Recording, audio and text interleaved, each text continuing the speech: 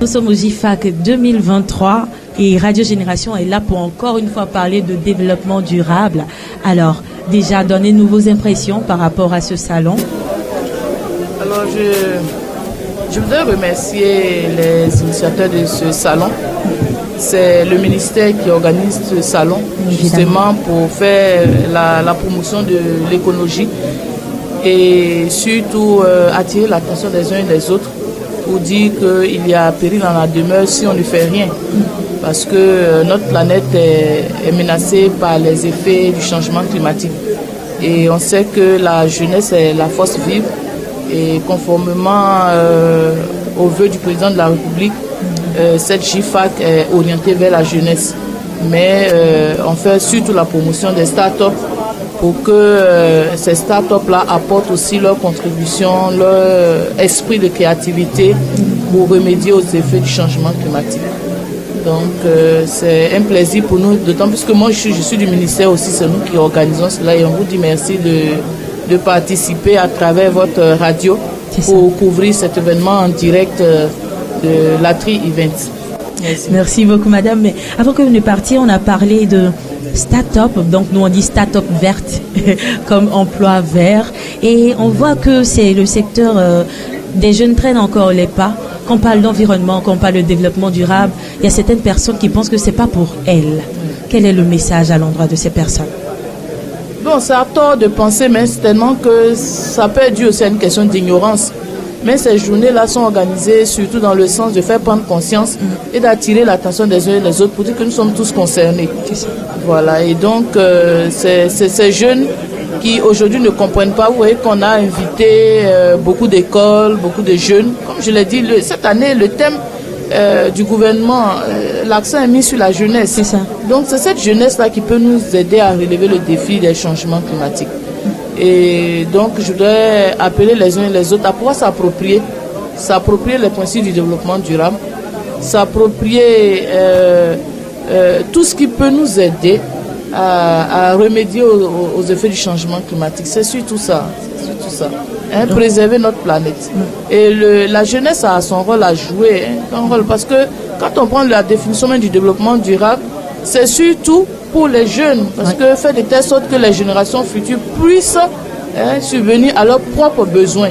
Mais c'est maintenant que ça commence. Bien évidemment. Voilà. En ce moment, toutes les initiatives sont les bienvenues. Bien sûr. Donc à ce salon, on voit beaucoup d'initiatives qui ont été prises par des personnes qui transforment, qui recyclent, et c'est vraiment beau à voir. C'est ça, c'est beau à voir. Il suffit de faire un peu preuve de créativité, d'imagination. Il y a beaucoup de choses. Comme on le dit aujourd'hui, là, tout ce qui est déchets, parce que quand on regarde ces start-up, c'est surtout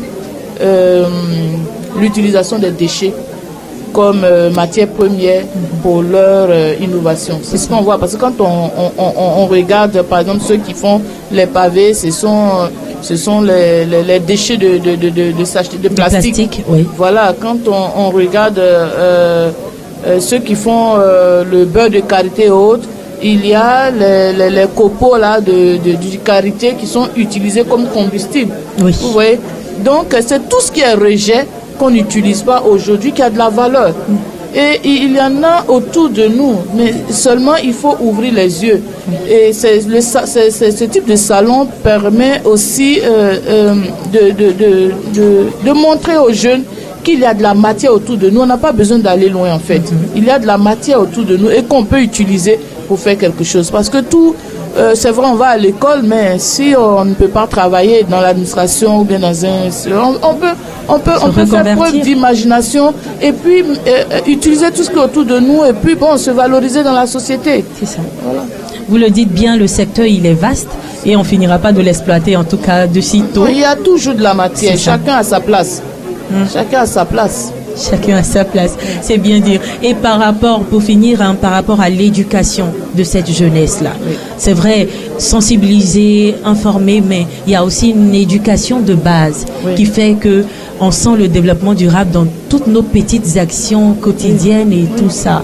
Et quelles sont les voies, par exemple, de cette éducation? C'est vrai qu'au niveau, on sait qu'il y a des filières qui naissent de plus en plus au niveau de l'université pour enseigner. C'est déjà bien, c'est déjà à féliciter, mais on pourrait aussi multiplier des voies d'éducation? Oui, l'éducation c'est vaste. Il y a l'éducation formelle là qu'on connaît en allant à l'école, en s'asseyant sur les bancs à l'école. Mais il y a aussi l'éducation, l'enseignement tout au long de la vie qui s'apprend. Oui. Voilà, ce n'est pas forcément à l'école. On peut aussi apprendre en dehors du cadre formel de l'école. Vous comprenez? Donc, au niveau du ministère de l'Environnement, le département que je dirige essaie de faire de son mieux pour sensibiliser la population, éduquer la population, parce que l'une de nos missions, surtout, c'est de sensibiliser, informer toutes les couches de la population et faire de telle sorte que chaque couche s'approprie le développement durable. Ça passe aussi par l'éducation, comme vous l'avez dit. Voilà, donc l'éducation, ce n'est pas forcément en intégrant peut-être des modules dans l'enseignement, ce n'est pas seulement ça. Mais le fait de sensibiliser, d'organiser ce genre de salon, d'ateliers, tout ça, ça participe de l'éducation de la population. Bien évidemment. Ça participe de l'éducation de la population. Et nous faisons de notre mieux au niveau des écoles pour promouvoir un certain nombre les éco-gestes, par exemple, dans les écoles. Les éco-gestes, pour que déjà tout petit, on sache comment déjà préserver notre environnement en gérant bien nos déchets, en gérant, en sachant consommer l'eau, par exemple, parce que les enfants gaspillent beaucoup. Oui. Aujourd'hui, nous faisons beaucoup de sensibilisation dans cela, sur ce point en matière de gestion de l'eau. Nous faisons aussi de la sensibilisation en matière de gestion de l'énergie. Avant, les enfants n'avaient pas ce réflexe-là en sortant des classes d'éteindre les lumières. Aujourd'hui, on sensibilise de plus en plus et chacun joue son rôle d'éteindre. On évite de faire des graffitis sur le mur. Tout cela participe du développement durable. Voilà, ça. Donc il y a les éco-gestes qui sont promus dans les écoles. Quand on a la population aussi la possibilité de rencontrer les populations, on essaie aussi de les sensibiliser sur les éco-gestes, l'utilisation rationnelle de l'eau, l'utilisation rationnelle de l'énergie, de l'électricité, la gestion des déchets. C'est vrai qu'aujourd'hui, le tri sélectif n'est pas très développé dans nos ménages. C'est pas vraiment développé, mais au niveau des écoles, on essaie. C'est en cela aussi on a besoin d'être start-up pour aider les écoles, les ménages à faire le tri sélectif. Parce que si on réussit à faire vraiment le tri sélectif, les déchets qu'on va recueillir permettra à ces start-up-là de travailler aussi plus facilement. Assez rapidement aussi. Merci. Merci beaucoup, madame. Je vous en prie. On vous remercie pour cette initiative qu'est les GIFAC, voilà, qui nous permettent d'être informés, d'être éduqués et d'être sensibilisés. Nous, on vous dit merci. Je vous remercie et puis beaucoup de courage à vous parce que je vois que vous avez vraiment évolué. Vous avez une fréquence à Yamoussoukro. On espère que vous aurez une fréquence à Abidjan. On vous encourage sur cette voie pour que cette radio-là puisse être vraiment une radio positionnée en matière de sensibilisation et développement durable. Merci beaucoup, madame. Chers auditeurs de Radio Génération, la première radio ivoirienne 100% développement durable. Vous êtes toujours en direct des GIFAC 2023 et nous sommes là pour vous informer, pour vous éduquer et vous sensibiliser.